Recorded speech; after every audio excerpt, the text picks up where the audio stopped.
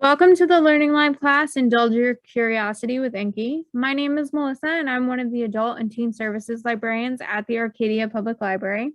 In this class, we're going to be taking a look at the ebook platform Enki, and specifically in this video, we'll be discussing how to set up a profile on the platform and details about self-publishing and the Indie Author Project.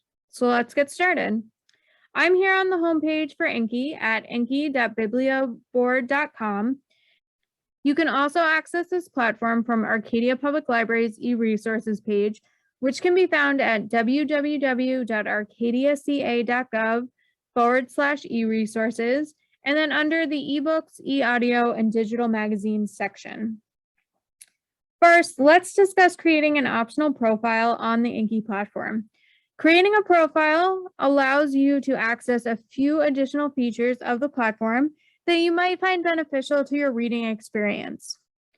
These features include saving favorites, creating bookmarks in eBooks, and adding notes to eBooks. And then it also allows you to set up sync preferences when you access materials on different devices.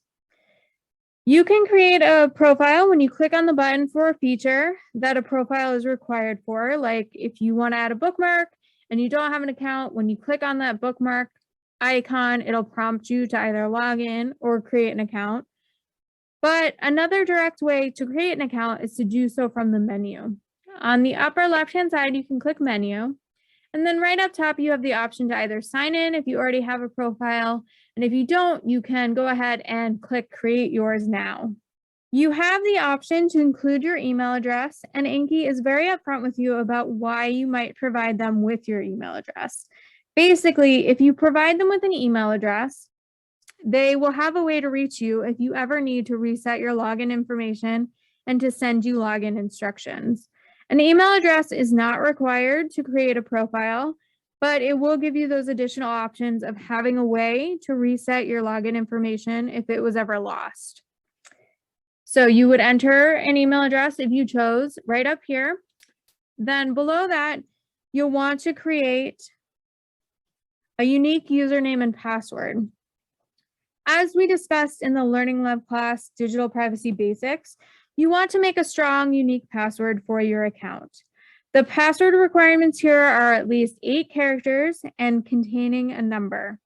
So to create a profile, you'll fill out this form with an email address if you wish, a username and password, and then you confirm the password, and then you'll be able to create your profile. Once you have a created profile, you can also sign in to your profile from that menu by selecting menu. I'm going to back up. Menu, and then you would click sign in. This will provide you access to your favorites, to your bookmarks within items, and the recent items that you've read on the platform. I already have a profile set up, so I'm going to go ahead and sign into my profile and show you the additional features that are then available to you. Once I'm signed in, I'll know that I'm signed in because in the menu, it will have changed to the log out button. And I'll also have the option to change my password if I needed to do so. And then below that, I have additional features under my board, including favorites, bookmarks, and recents.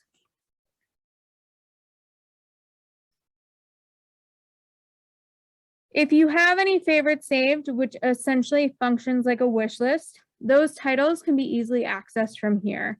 So if I go ahead and click on that, it shows you these are 2 items that I have favorited, and I can use the favorites to access them easily or to keep track of things I want to read in the future.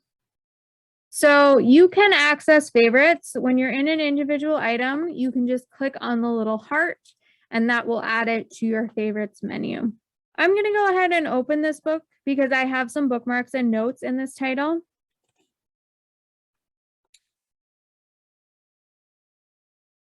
Since I'm signed into my profile, the buttons on the right-hand side for bookmarks and notes will now be engaged, and I can navigate to existing bookmarks and notes using the left-hand navigation menu. So the right-hand side, I can use these buttons now, and I can access my previous bookmarks and notes on the left-hand side menu. As you use Enki more and more, setting up a profile might be a great way for you to keep track of your reading, what you want to read, and bookmarks and notes in the items that you do read. Let's go ahead and finish up by talking about the Indie Author Project and getting your self-published work added to Enki. If you are a local author, you have two options for self-publishing mechanisms that would allow you to suggest your ebook be added to the Enki collection. The first is through the Indie Author Project, which you can find a link to through the Enki menu or directly on their website at indieauthorproject.com/authors. The Indie Author Project is a publishing company that is working to connect library patrons with indie published books. If you are an author, you can find more information about their process and eligibility on their website. The second mechanism that you can use to self-publish and then suggest your ebook for inclusion in Enki is through Smashwords, which is the largest distributor of indie ebooks. That organization can be found at smashwords.com. As an author, once your ebook has been self-published through either Smashwords or the Indie Author Project, you would want to submit an email request for consideration to the email address Khalifa, which is CALIFA @khalifa.org, and providing the required information about your ebook. This required information includes the name of your local library, the title, author, publisher, year published, ISBN, subject, abstract, and your contact information. Additional information and assistance for anything that we've covered in this class and more can be found at the Enki Help website at help.enkilibrary.org. In this video, we took a look at how to set up a profile on the Enki platform, discussed information about self-publishing on the platform, and the Indie Author Project.